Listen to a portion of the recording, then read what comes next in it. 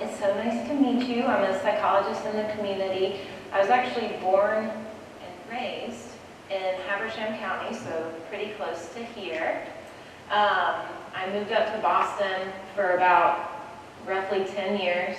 While up in Boston, I did all the psychological things. It was great. Did stuff with Boston Public Schools, big contracts there. Worked with kids of all ages, worked with adults, did some evals at a private practice. Lots of good times. Went down to New Orleans, Louisiana, not so good times. I worked in an alternative school for kids with intensive behavior needs. And let's just say they didn't have barely any resources. And so coming here and being able to see you guys here and excited to learn about something like this, it really is important. And I'm so glad that you're here and wanting to be part of this today.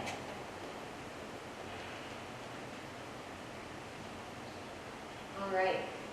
So we're going to start today with our agenda. I'm a very organized person. Who's there with me on that one? Yes. Oh yeah, gotta have our agenda, folks. So we're starting with introductions. Then I'll go into what is this. So what is a psychoeducational? What is a psychological evaluation? We'll go into the why. So why do we do these? But he already gave kind of a snippet as to why we do them, but I'll add more to that. And then finally, we'll go into the how. So like, you know, you're chomping at the bit, ready to learn more about this. You're wanting to do it. Ooh, I'll stop moving so much. You're wanting to do this for your child, or you're wanting to recommend this for a child that you know. So how do we actually get there? So first we'll do some introductions. I already introduced myself a bit, but I also wanted to mention, I realized I forgot something so important. I opened a private practice here. It's about 35 minutes down the road in Clarksville, Georgia. That's how I got to meet my, as I call you guys, my Rabun Gap-Nacoochee school family. I do psychological testing for kids and adults at my practice, and then I also dabble a little bit into some therapy, primarily with kids, but with some adults. And I also have a partnership with the University of Alabama doing their STEPS program, which is a transition program for autistic young adults who are transitioning into like the workforce and into the world at large. So I do have a lot of experience also with autism and the autistic community. And yes, that's enough about me. I really want to know a lot about you. All 10 plus of you and whoever's online watching this too. So a little bit about you. Who in here has one child? Okay, awesome. Who in here has 2 or more children? Okay, so you see those dynamics at home with the 2 plus siblings. Oh my goodness, I bet things get wild and crazy, huh? Who in this room, and you don't have to raise your hand if you're uncomfortable, I never judge. This is judgment-free zone like Planet Fitness. Who has ever thought, what is going on here about something your child did or said? Yeah, I see head nods, I see thumbs ups. Yes, absolutely. You know, for example, sitting at the dinner table, everybody's eating dinner, having a good time, and all of a sudden, kiddo says, I like possums. And it's like, what? Like, where did that come from? Or kids going to school, everything's having a good time, they've got friends, everything's going great, and then all of a sudden, they come home, and you cannot get them to go to school. They're like, I'm not going back. I'm done, all done. So it's kind of like, what is going on here? And finally, who in here might wish they had a second or a third even opinion on something as a parent? Like, as a parent, have you ever thought, gosh, like, I wish somebody else could kind of look at this and tell me what they thought? Or, I wonder if this is normal. I wonder if other parents are, like, seeing this type of behavior or seeing these types of big emotions pop up. I'd love to get another opinion. So that last one there about getting a second or third opinion, I'm always always willing to be the second or third opinion. And so is your school staff too. So teachers, it's like parents, we're all experts in different ways with our kids, right? And I say our kids because it takes a village. But I feel like we're all experts in different ways. And so it's like getting those variety of opinions. And that's what a psychological evaluation or psychoeducational evaluation helps you do. It helps you get that extra kind of like opinion on what might be going on here. So judging by all the head nods and the hands raised, I'm so happy you're here because we are all in the right place. Awesome. So before I get started with the what, does anybody have like any questions about like me or any questions about where we're headed with this? Okay, perfect. Oh, we are right on time, people. We're good at this. All right. So our next part is about the what. So what is a psychoeducational evaluation? What makes it different from a psychological evaluation? So psychoeducational evaluations, my slide got a little wonky. Don't judge me. I don't know why my stuff's getting shifted. Sorry about that. But psychoeducational evaluations, perfect. There's my thing. They assess the cognitive and learning abilities, academic skills, and social-emotional functioning and/or behavior functioning of our kids. Whoa, that's a lot to fit in a approximately 15 to 30-page document, right? It is. But in terms of cognitive and like learning abilities, I'll like break that down just a little bit. Cognitive and learning. So like who has ever heard of like Einstein has a huge IQ? Who's ever heard of like IQs in the movies or whatnot? Yeah, sweet. I raised my hand like whatever. So the IQ is actually something like that looks kind of like at the kid's cognitive processes or the client's, child or adult. So that's things like your processing speed, how quickly you're able to process information. It's not just about the IQ. It also looks at verbal comprehension. So like when you talk to your child, are they comprehending like what you're saying? It looks at all sorts of things. Working memory is another one. So working memory is like holding information in your head and being able to manipulate it.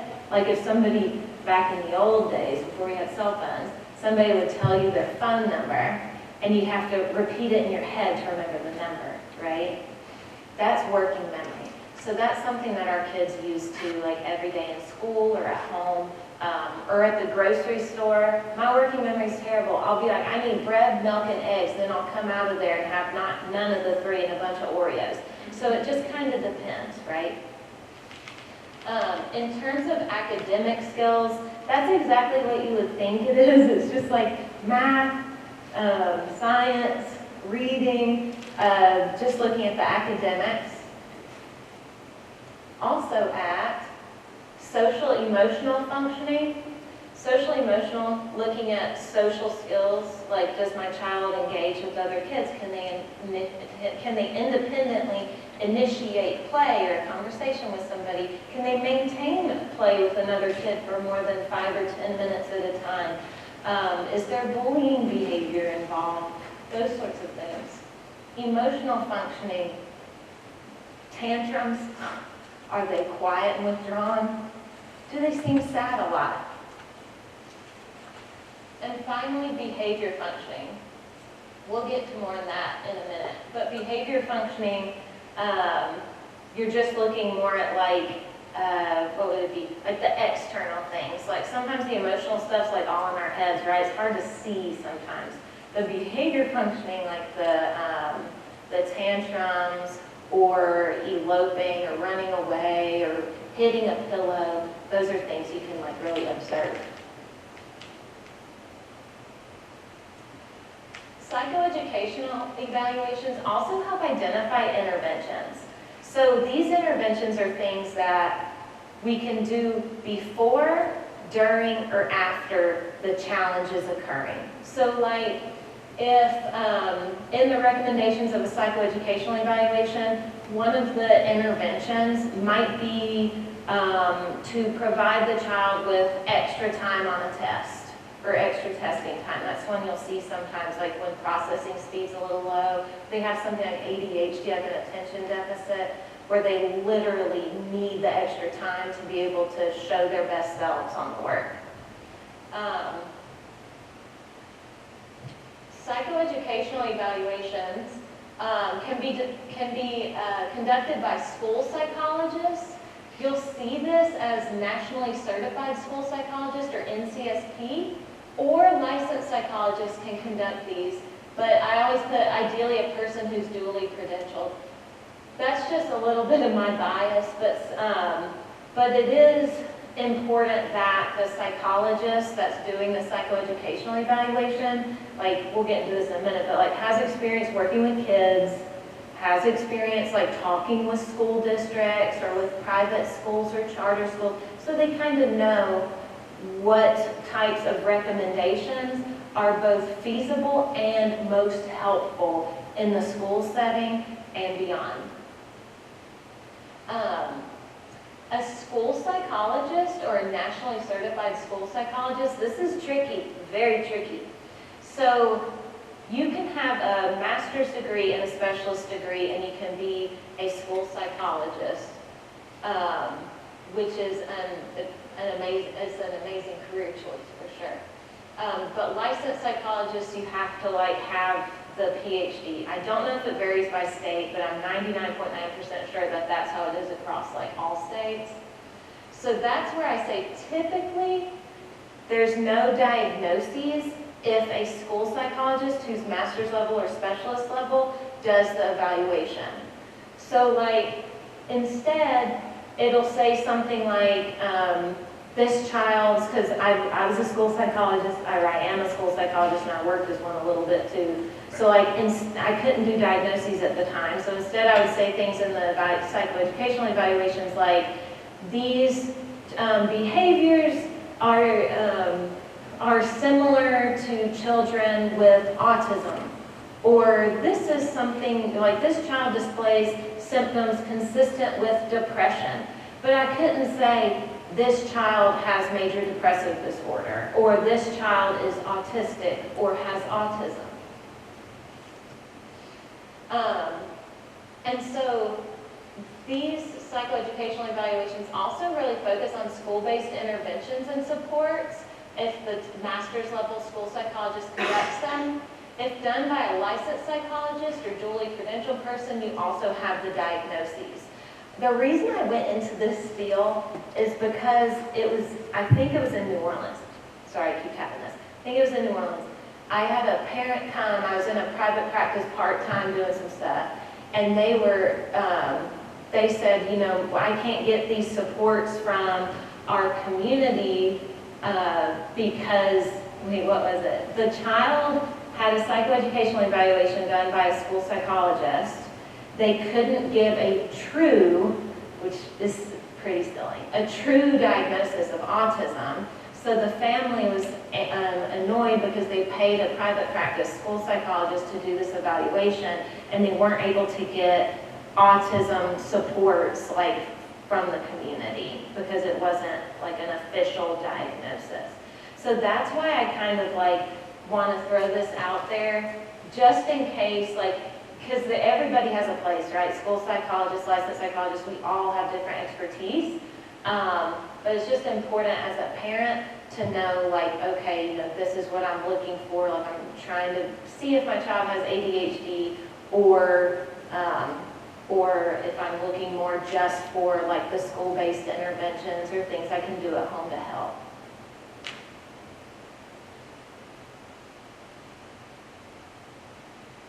So this is a purposeful tangent. It's something I do frequently in presentations. It kind of builds like a break in here, and it gives you some more valuable information that kind of pertains to this, hence tangent. Before I hop into this though, does anybody have questions so far about psychoeducational evaluations before I get into psychological evaluations?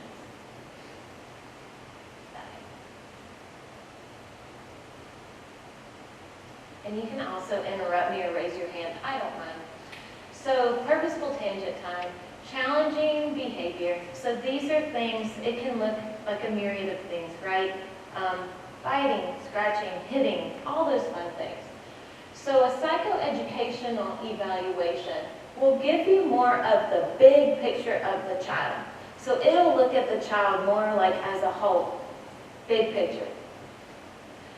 There's also something called a functional behavior assessment, or an FBA. It looks more specific at that behavior that's occurring. So it looks more at why is the behavior occurring with interventions that target the reasons. But I put this as a presentation for another day. Can't go into this, not enough time. But that also, if you ever see like an FBA or a behavior plan, that's where that kind of comes from too. So it would, for example, if a child was engaging in, let's say, pencil tapping, and just the child kept tapping their pencil, and it was driving the teacher and all the other kids bonkers, right? An FBA, you would go in and you would see what happens before the pencil tapping, what happens during it, and what happens after. And then that kind of gives you then, as the psychologist or BCBA, whoever's doing it, it kind of gives them a sense of, okay, like these are the things that are making the behavior more likely to happen. Whereas the psychoeducational evaluation can kind of look into like the underlying things, like maybe the child also is anxious. Maybe to release some of the anxiety, they like tap their pencil. Whereas the FBA looks more strictly just at that behavior. Okay, tangent done. Isn't she such a cutie? I found this picture, I was so proud of myself, I was like, oh, I love her. So let's chat about psychological evaluations. These help guide the school team in supporting your child. So instead of, when you get recommendations in a psychological evaluation, it'll say things like, depending on who the practitioner is, but I usually break mine down by like social, emotional, school, and home, or a mix of them. And so then you can take this to the school. Like for example, if you took it to your child's team at Rabun Gap, then you could discuss, okay, so these are the psychologist's recommendations. These are things that we're already doing here, because a lot of times they're already doing some of the recommendations here at the school. But here are some things we haven't thought about yet. And like, let's talk through how we're going to implement that. And then sometimes the recommendations aren't so relevant to the specific situation of the child. So it might be, oh, we're not going to do that one. So it's not like an end-all, be-all with the recommendations. But it basically just helps guide the school team in how to support your child better. In my example of the kiddos, or a kiddo like with ADHD, for example, a recommendation might be have the child sit in a space away from distractions, or like have the child put all of their objects like under the seat instead of leaving them on like the desk or leaving them on the table so they can hone in on the work. And that's something that the school team can see and say, oh, okay, like that's something we can definitely implement here. Psychological evaluations are conducted by a psychologist or a supervised intern. Some are duly credentialed as a school psych and a licensed psych. So a psychological evaluation, you won't see these conducted by a school psychologist. But sometimes it'll say psychological evaluation at the top of a school psychologist thing, but it's technically not supposed to do that.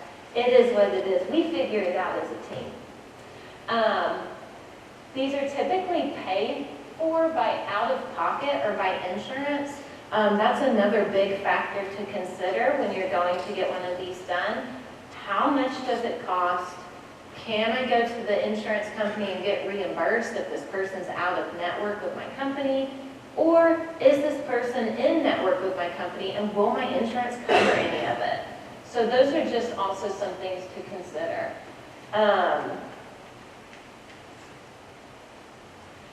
So the diagnostic piece, so this is where you'll see the diagnoses. The DSM-5-TR, that's the Diagnostic and Statistic Manual, version 5. TR, oh man, I still have COVID brain. I had COVID months ago, and I still have COVID brain. It's like the second edition, or like the re-ups of it. So that's where you get the diagnoses, like for the child is out of this giant book that has a list of all the different diagnoses that they could have. And then finally, the psychological evaluation does not become part of your child's school record unless you want it to. I always encourage parents to share the psychological evaluation and psychoeducational evaluations too with the school and with the primary care provider, just to make sure everybody's on the same page.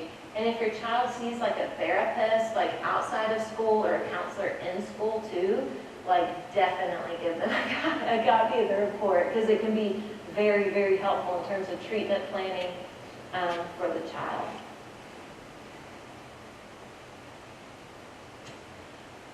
I also want to take a moment to and say it's never too late.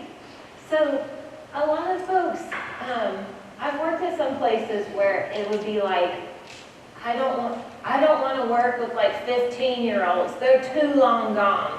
And I'm like, they're 15. Like you can help a 15-year-old. It's never too late. If you're having trouble, everybody too, we're humans. We develop skills at different points in life all the time. Like some people don't learn to ride a bike till they're like in their mid-40s. Some people learn when they're 6. Same thing with like emotional and psychological stuff.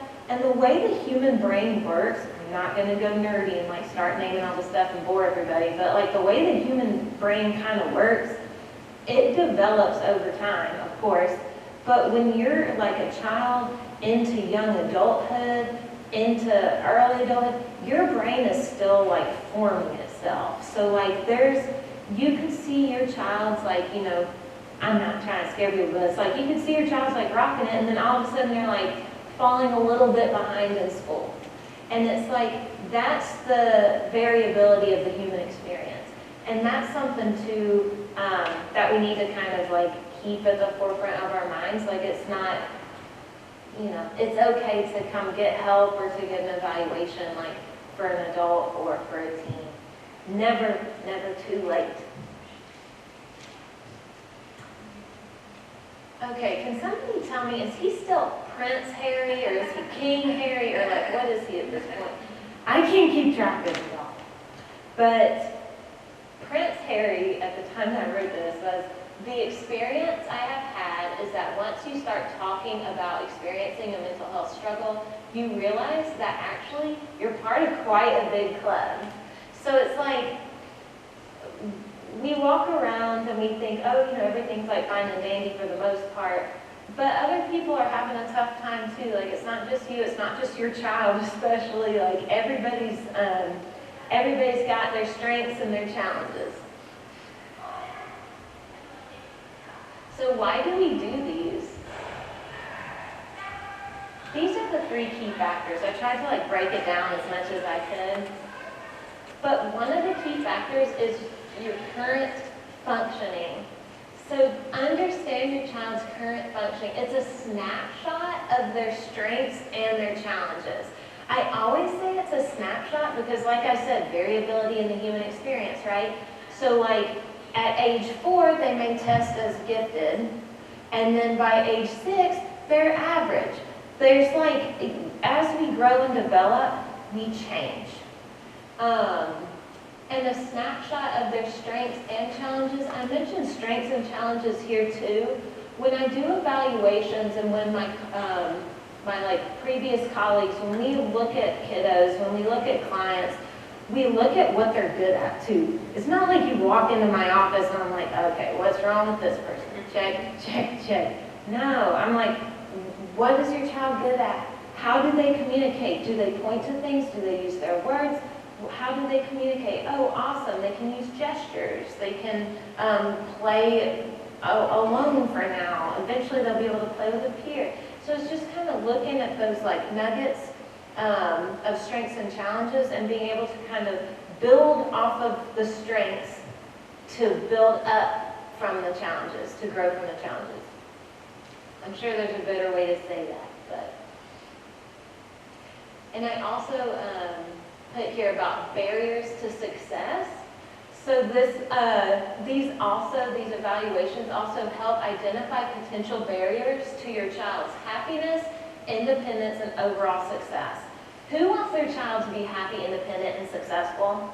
Yes, absolutely. We all want, I want every kid to be that, right?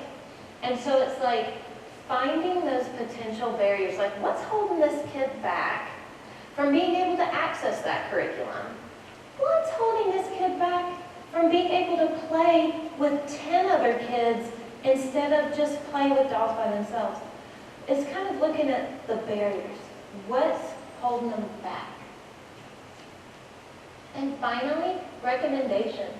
Obtain recommendations that foster their strengths and address their challenges. See, I wrote it and I didn't even say it right in the beginning. Bear with me. But yeah, absolutely. Obtain those recommendations to address their challenges. Getting a little more detailed, you get knowledge and support in these key areas. Social skills, so how they're engaging with other kids, how they're engaging with adults. Their emotions, are they able to convey their emotions? Are they able to say like, I'm feeling angry, or every time they're angry, they're having a tough time, and they just say like, I'm hungry, and there's some confusion on what's hungry, what's angry, what's happy. Can they identify those things?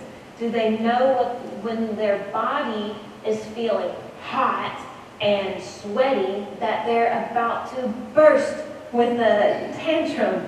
So it's like helping them identify like those different emotions is key too. Cognitive functioning, we chatted about that already. That's around the thoughts of, or around like how their gears are working in their brain. So if your brain is like the motor of a car, is everything in sync? Is there a little piece lagging here? Is a spark plug off? What can we do to kind of like work through that? Coping strategies, that's something I'll also look at and like recommend. Who has ever heard like take a deep breath, or like deep belly breaths? Sometimes kids. That's an awesome coping strategy, and it works for some people. It doesn't work for me. If I start taking a deep breath, I start like hyperventilating because I have like partial asthma or something, TMI. So am I going to put take a deep breath in every single report? Probably not. Instead, I'll kind of see with the child what works for them. Kids are smart. They know. So if you say something like, if I'm testing them, I'm like, oh, have you ever tried taking a deep breath? They're like, I don't like that. I'm like, all right, I got you. Or or sometimes like we'll alternate it to like square breathing, to where they like visualize the square and breathe in, breathe out, breathe in, breathe out. Sometimes the visualization kind of helps. Other coping strategies, playing category things in their heads. I love that one with kids to help distract them. Like, okay, if you love dogs, I want you to think of every dog breed you can when you start to get frustrated. But the important part too about coping strategies is, and this could be a whole presentation itself, is making sure that the child knows that's fine that they're mad. It's fine that they feel angry or they feel, the big word, disappointed.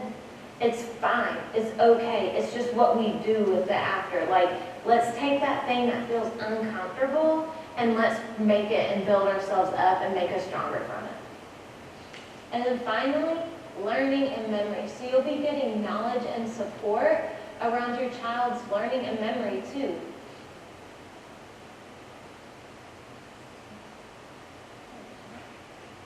And finally, the how. Before I jump into the how, any questions? Anything so far? Okay, you can save them to the end too. We'll have time. So how do we do this? I want an evaluation for my child. I want to help my cousins. I want to help my niece get an evaluation. How do I do this? Well, the first step is identifying a psychologist. Ideally, as I mentioned before, someone who has experience working with kids and is licensed in their state. Unless you're getting the evaluation for an adult, the kid thing doesn't really matter. But you really want to make sure you have somebody, especially if you have a little one, as I call them, but like a tiny, like age 5 and younger, like the person ideally has like a lot of experience because those kids present very different from older kids. And then also thinking about those financial considerations too that I mentioned earlier, like finding a psychologist if you really need them to take your insurance, like finding one that's paneled with your insurance, or finding one that's like a reasonable price. You can also find psychologists from recommendations from school, friends, your child's therapist, family members, word of mouth, etc. I put word of mouth because I always picture those Facebook pages and somebody will post something and be like, does anybody have recommendations for a good plumber? And then there's like 600 comments on all these different plumbers. Same things with psychologists too. Put it on Facebook. I'm just playing. But that is one way to get it, word of mouth. Your school's list of providers, which I'm going to have a special guest, or guests, plural, come up and like talk about the list of providers that Rabun Gap School has too. Rabun Gap-Nacoochee School. Finally, you can search online, but with caution. I would probably get so much flack for this, real talk, if I said this. If you're going to get a psychological evaluation and you're doing it through telehealth, and it's like somebody who's like in Montana and they're doing your child's evaluation, I would be very hesitant there, because I have concerns when I learned so much engaging with your child, like rolling around on the floor with them and like playing games and like seeing how they function like within like a novel or a very different setting, aka my office. And it's like you learn so much from that experience versus like them sitting on a computer screen and like telling you like which one's an A and which one's a B. I would highly advise against it. It can be tempting because I actually like peruse online to kind of like see more. And it can be good for adults, in my opinion. Like there are certain situations where it's good to do it through telehealth and not take your child into an office. But like maybe for adults I could see it being okay, but I just personally have like big reservations. Because I also thought about doing it, and then I read the books, and I got the trainings and stuff, and I was like, I don't know, I'm putting this on pause until I can learn how to do it like a really good way, especially with kids. Insurance company, if you want to take insurance, go on the insurance company's website, call them up, wait on the phone for 2 hours, and then ask them, is this person like network with me, or who is in network in my area? I want to also note too, like as a heads up, because I've had parents come to me after getting evaluations done elsewhere very angry about this, understandably, is if you're paying with insurance, the academic piece, so if you're wanting to do the psychoeducational evaluation, you want to get like the academic picture of your child too, to like maybe look at like specific learning disability or something like that. The academic component also oftentimes has to come out of pocket. So like insurance will pay for all the other things, but then you'll have to pay for the academic piece outside of insurance. I'm not quite sure why insurance companies do this. They can be mean sometimes, but they probably have a reason. Then you go to intake is the next step in the process. The psych will ask you questions about your child. They'll talk about family, concerns, strengths, friends, school, etc. With me, I like to give parents like an intake form where you fill it out on your own time, like take your time, like consult with the other parent if you want to, like kind of think it through and send it back to me. Then I'll read the intake information, and from that I'll ask like additional like follow-up questions for the parent. That way you're not like sitting in a room with somebody you barely know, like trying to remember like, oh my goodness, developmental milestones. It's like you have that time and that space like at home to be able to do that before you come in and have to give all that information. The testing piece, in person is preferred. I put that because the telehealth piece. But usually it's like 1 to 2 sessions. With kids, especially little ones, I try to knock it out in 1 session. Most psychologists will. So you're not, if you go down to, whether you go to me or you go to Asheville or you go down to Atlanta, no matter where you go, people really do try to get it all done in 1 sitting just so the child doesn't have to like keep coming back. And gas prices, right? It usually takes up to 2 to 6 hours. If it's a 6-hour one, it'd probably be 2 sessions. Ain't nobody got time to sit there for 6 hours to answer questions. Poor child will be exhausted. Rating scales will typically also be given to caregivers and or teachers. I send all mine online, like through email, unless the parent's like, I don't do email, then I'll print it. But like, some people have you fill them out like while you're waiting for your child to get done with testing. So that's something to kind of like expect, like, oh, I have to fill out some stuff too. Yeah, you probably will. And then finally, there's the feedback meeting. The feedback meeting is where the results are reviewed with you. In a few weeks, you can give the evaluation to whomever you choose. And that is the process. So quick examples. Maria Curry, who's Mariah Carey's cousin, noticed that her son has difficulty paying attention and focusing. His teacher also mentioned this to Maria. Maria wants to know if her son Mark has ADHD or something else that's inhibiting him from paying attention and focusing. So Maria asked her school counselor about if they had recommendation for a psychologist who specializes in testing, or a testing psychologist. The counselor provided a couple recommendations. Maria contacted the providers and identified one who could get her son in quickly and was also a licensed psychologist. She talked to this person and did an intake interview about Mark. Maria took Mark in for their scheduled testing day and time. Mark worked with the psychologist for a few hours. Then the psychologist sent Mary and Mark's teacher some rating scales to complete. A few weeks later, the psychologist contacted Marie. Oh, I changed her name. Or no, yeah, Maria. There we go. To set a day and time for the feedback meeting. And at this meeting, they reviewed the results of the report. They reviewed all the recommendations with Maria and her husband. Maria and her husband asked questions, and they were provided with a copy of the report, and they took that to their primary care provider and also to the school. So this is an example of like what the process kind of looks like. Second example is Elton Juan. If anybody can guess whose cousin this is supposed to be. Elton John, oh yeah, with his new song with Britney Spears. Anyway, Elton Juan's daughter, Eliza, she was having a hard time with social skills at school. Her teachers noticed some things going on and told him that she engages in parallel play and seems to have challenges with communicating to her peers.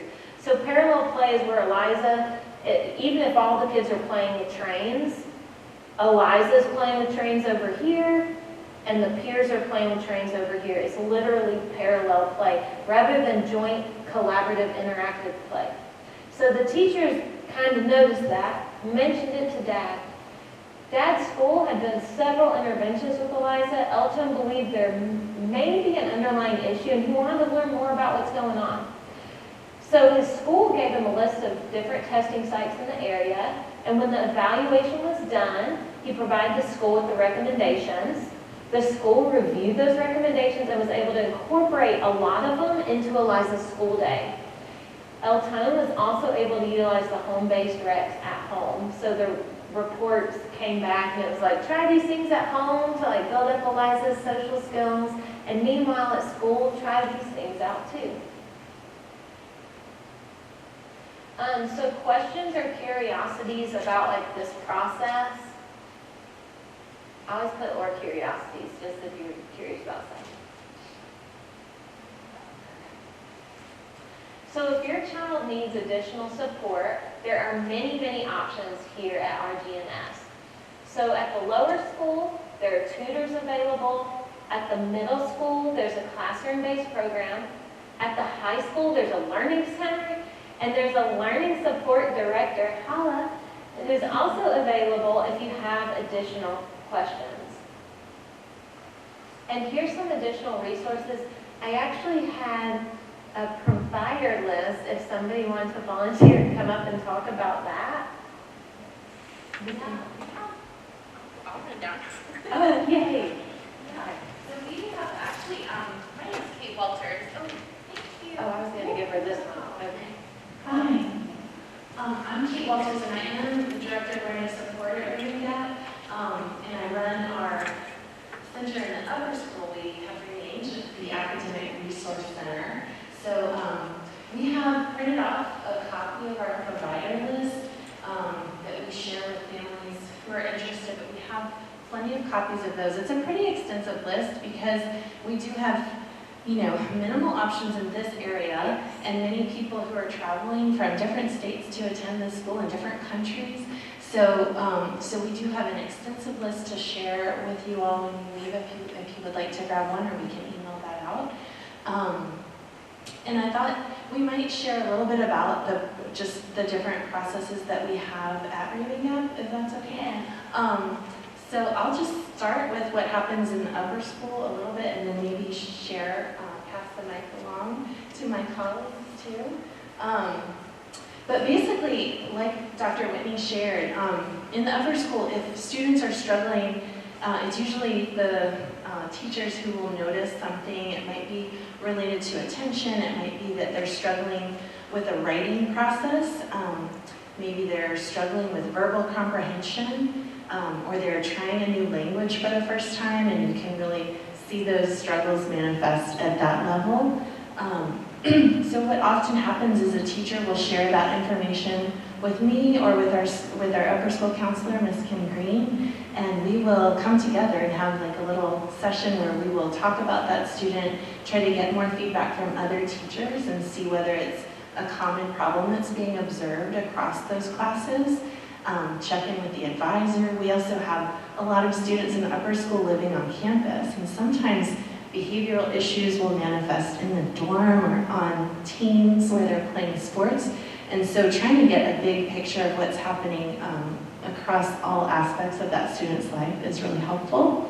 And then we share that information with families and make recommendations that way. I'm trying to think, I made a few notes to make sure I didn't forget. Let's see. Also, one thing I thought it might be helpful to mention, based on sometimes when you get these evaluations for students, in the public school system, those recommendations, if they're shared with the school, they will write a formal plan that's called either a 504 or IEP plan. And those recommendations become sort of a legally bound process, if I understand that correctly. And at Rabun Gap, we don't have those same guidelines. So we're not legally bound to provide every recommendation, but we do feel a moral obligation to do as much as we can and to provide as many of those options as possible to provide access to students. Yeah. And then I think I'll pass on to our middle school, or do you have another comment? We can share about if we do have a student that has accommodations that they might need when testing when it comes to SAT. Oh, yes, perfect. Yeah, Dr. Whitney also talked with us about the different credentials that are required in the evaluation process. And those look kind of different for us at different divisions. But especially when a student gets to the high school level or the upper school, it's pretty critical to have a written diagnosis by a licensed practitioner, because any of those recommendations and accommodations that we want the students to follow in the classroom, also the hope is that they can use those same things on standardized testing and once they go to college and beyond.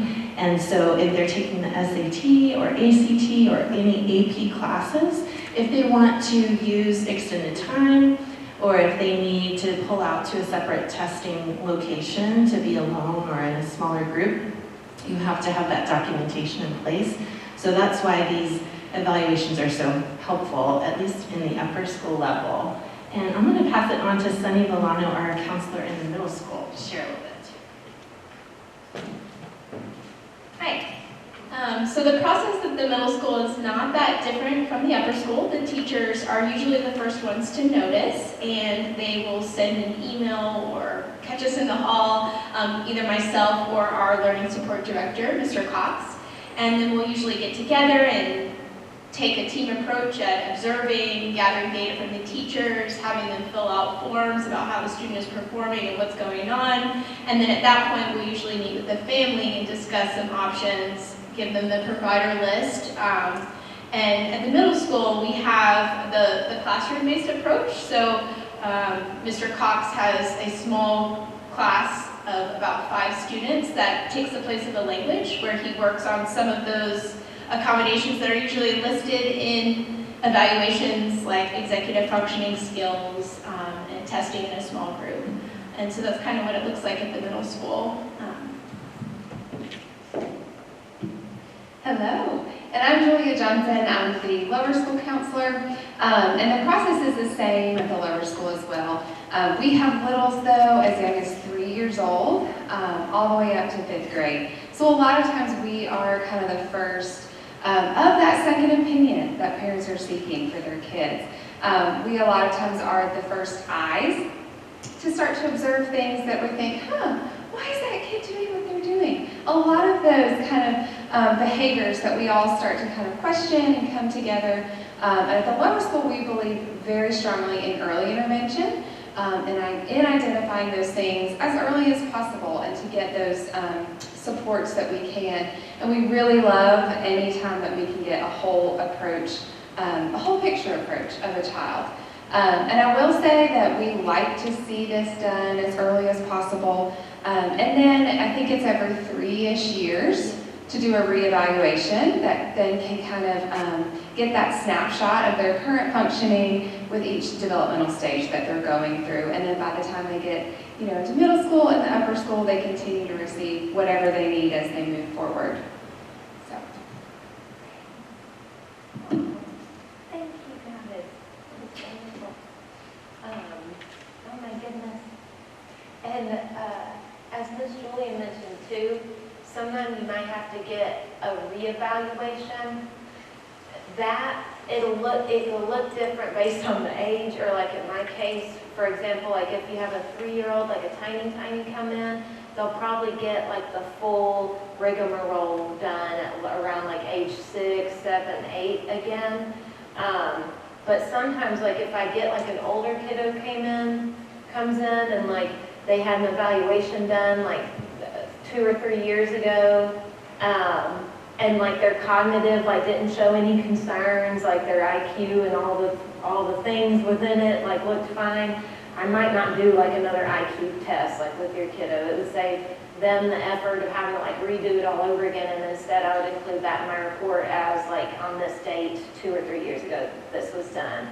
So don't be alarmed like if you do another evaluation, you're like, wait a minute, like they didn't do the WIPSI or the WIS, like intelligence test.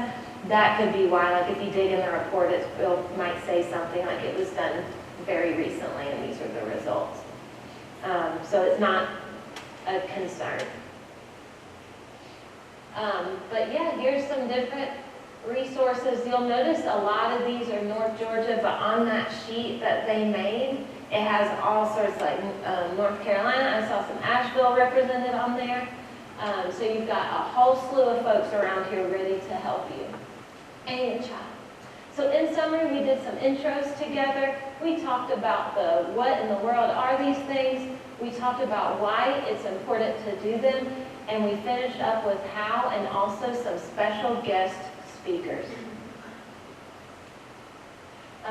Any questions for me? We've got a solid 3 minutes if you need this extra time. All right. Well, you know how to find me, and if you don't, this is how you do. Send me an email, text me, whatever.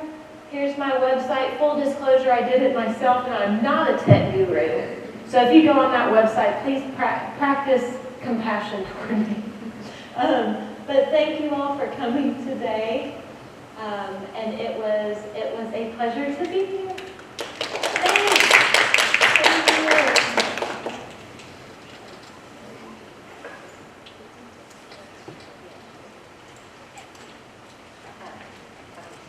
Thank you.